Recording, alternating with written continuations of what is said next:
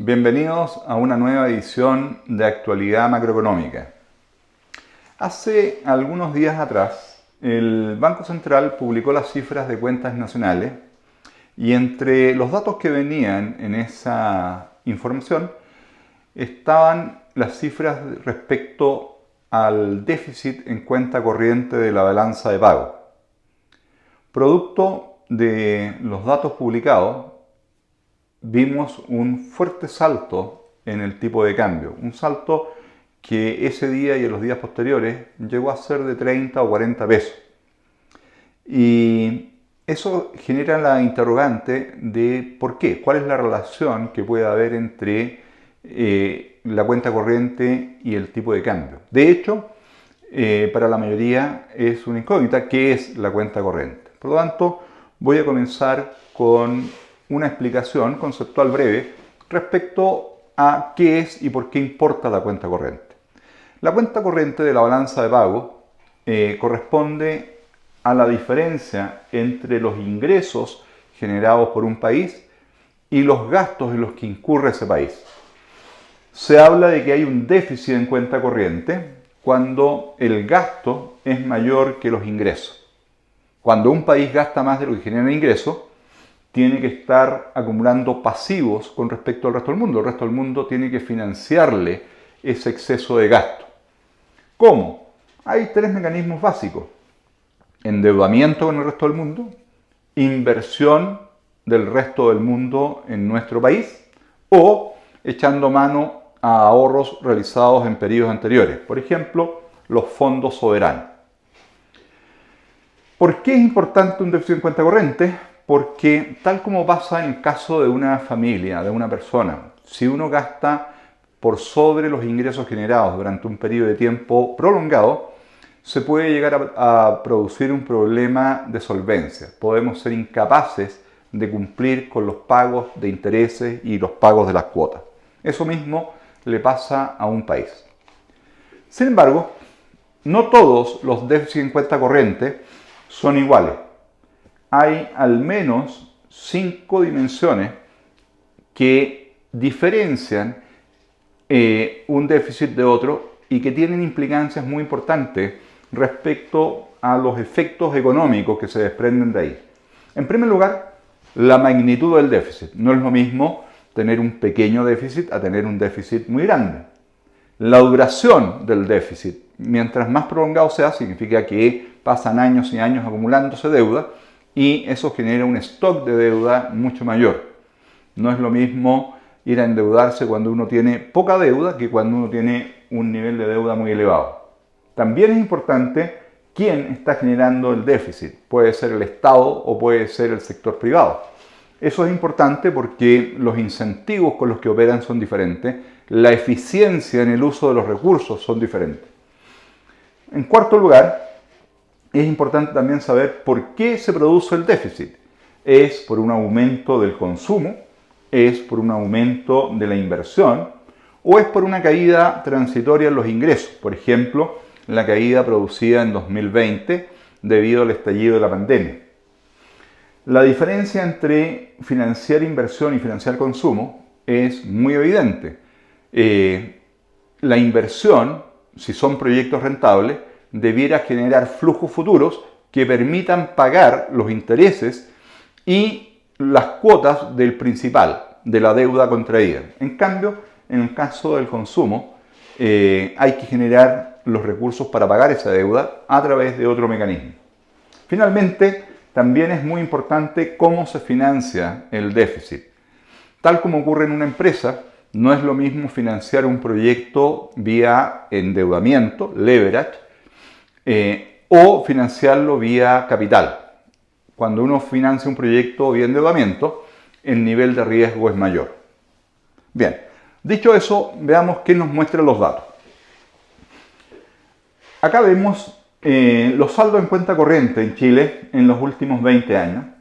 Y como se observa, desde el año 2011 en adelante, las barritas azules han sido sistemáticamente negativas.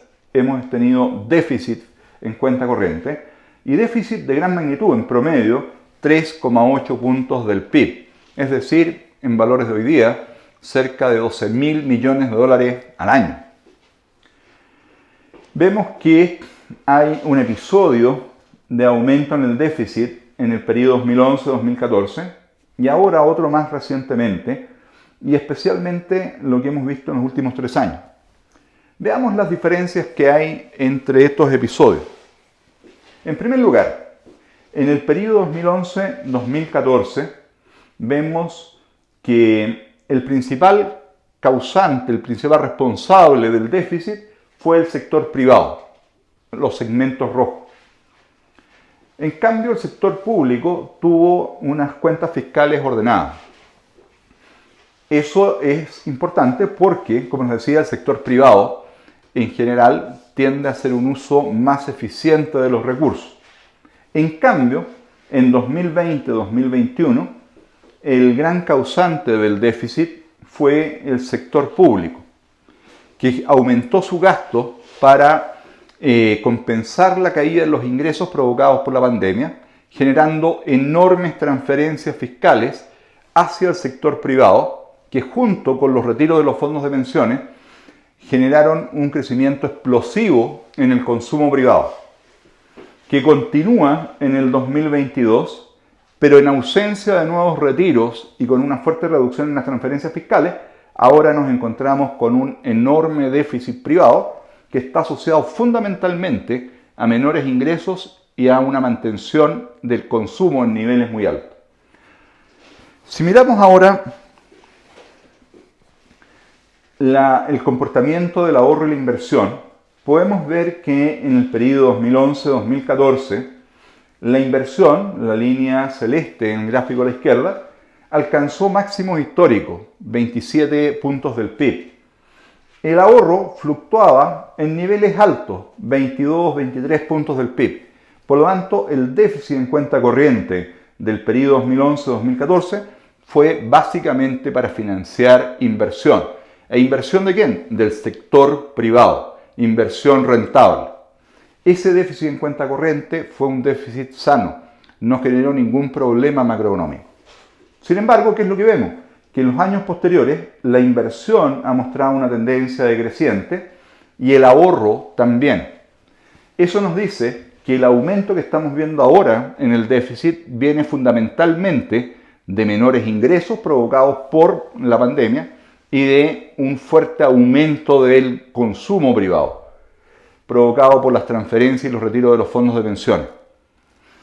Finalmente, respecto al financiamiento, los datos nos muestran que en el periodo 2011-2014 la principal fuente de financiamiento fue la inversión extranjera directa. Los flujos de inversión extranjera eran mayores que los flujos de déficit en cuenta corriente. Sin embargo, debido a la reforma tributaria del 2014 y el debilitamiento de la economía, esa inversión extranjera directa ha caído. Y actualmente el déficit en cuenta corriente supera al flujo de inversión extranjera directa. Por lo tanto, los déficits que estamos viendo hoy día son más riesgosos. En conclusión, todo lo anterior conduce a la misma dirección. Los déficits que estamos viendo en los últimos 3 años son diferentes a los que vimos en 2011-2014 e implican un mayor nivel de riesgo para el país. Y eso se está viendo reflejado en aumentos en los diferentes indicadores de riesgo soberano, riesgo en los CDS y en los bonos del país, el LENBI. ¿Qué tiene que ver esto con el tipo de cambio? Bueno, mucho, porque un país más riesgoso recibe menos inversión extranjera directa, menos flujos de capitales, le cobran tasas de interés más elevadas y por lo tanto hay menor disponibilidad de dólares, lo que genera una presión alcista sobre el tipo de cambio. Pero no solamente sobre el tipo de cambio nominal, también sobre una cosa que se llama el tipo de cambio real, que es la capacidad de compra de bienes nacionales de $1 en nuestro país. Este tipo de cambio real ha fluctuado de esta forma en los últimos 40 años y en los últimos 35 hemos visto fluctuaciones en torno a un nivel promedio que parece ser algún tipo de equilibrio de largo plazo.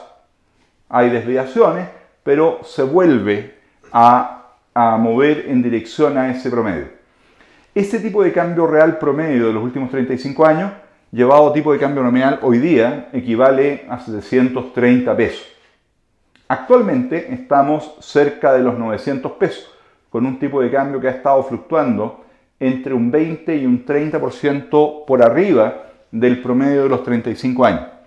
Eso es reflejo del deterioro de las cuentas externas de Chile y también de altos niveles de incertidumbre política por el inminente plebiscito que vamos a tener en un par de días más.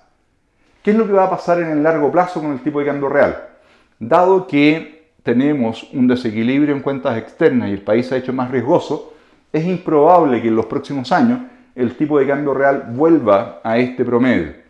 Lo más probable es que se va a quedar fluctuando al menos entre 10 y 20% por arriba de este promedio histórico, lo que significa en tipo de cambio nominal un tipo de cambio entre los 800 y los 880 pesos. Bien, eso es el tema que quería comentarles hoy día. Les agradezco haber visto este video y espero que les haya resultado muy útil. Me despido hasta una nueva edición de Actualidad Macroeconómica.